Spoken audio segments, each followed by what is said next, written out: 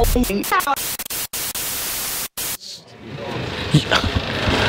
fucking green light is on. Green light, man. Thank you. Here we are, Cage Warrior 64 with Jake Brutal Bostwick after what a war. And your smile, is that, is that a fight you get some joy out of? You know, I haven't had a war since a K1 fight I had against Luke Saenz, and I've always said, oh, I really want to get a good war in, and man, I just got that. That was good. I'm really happy. People who have seen you before, people who know how you fight, know that you throw heavy, you throw hard, and you're aggressive. It seemed your opponent was more than happy for that game.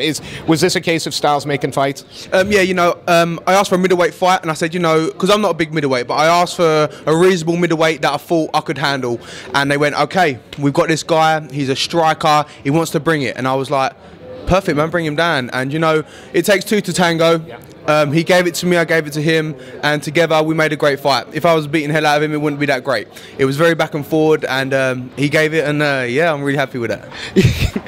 I find it hard to sit here with somebody who's got, and you're smiling from ear to ear. What's the biggest positive you're taking out of the, other than the win? Because all the fighters say the win. What's the biggest positive you take out of this performance? People say to me, man, that was such a good fight.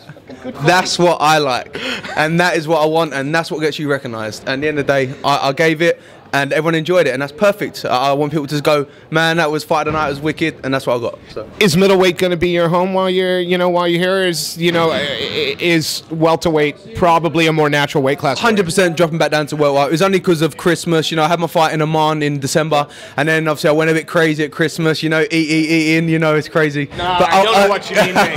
But I went really big, and I went up to like 98 kilos, and I was like, okay, let's get me a middleweight fight. I still look good, and I'm still strong at middleweight. Don't get me wrong, but that guy was very big. He didn't have big legs, but he had a very big top, so to wrestle with him he was strong. But yeah, no, I'm dropping straight down to welterweight and start knocking out people at that weight class. I've asked every fighter this. Nobody's wanted to drop a name yet, but is there somebody out there that one you think matching up wise it's going to be a good fight for the fans, but two that you want to test your skills against? I'm not asking you to be disrespectful. Yeah, no disrespect to anybody. Number one in the UK at the moment is Paul Daly, and I think if we both bit down on our gumshoes and traded off, I thought that would be a great fight. I would love that as a stand-up war, be perfect. But I don't think it's going to happen just due to him fighting on other shows. But if that could definitely be a matchup, that'd be great for me. He's high up in the rankings, and I'll trade off with him, no drama. I'm gonna presume Paul was a little bit of a safe answer because he ain't. Who in the Cage Warriors roster interests you now? The welterweight division is very big.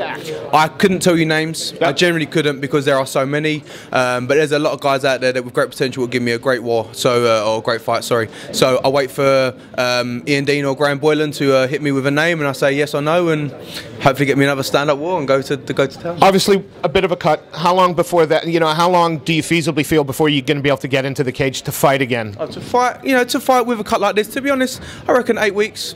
Be okay, 7 up. Yeah, man, that'd be no drama. Don't get me wrong, the sparring wouldn't be too great. Yeah. So we'll play it by here. I'm quite a quick healer, to be pretty honest. I've had broken bones and been training, hitting within 3-4 weeks before. So we'll just see what happens. It's quite a deep cut, so we'll see. We play it by here. And of course, with Cage Warriors putting 18 events on this year, you're not going to have a lack of events. Are we looking four fights this year? 5, or is that maybe 1? 4 or 5 fights this year, 100%. It's only February, and I ain't got no broken bones, and that's normally my issue. No broken bones mean I can still train, so it's only a cut.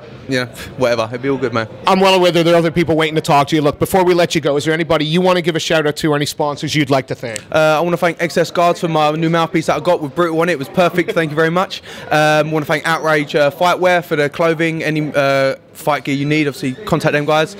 Team Titan and Double K Gym, Kieran Kedal and Mickey Pappas for special.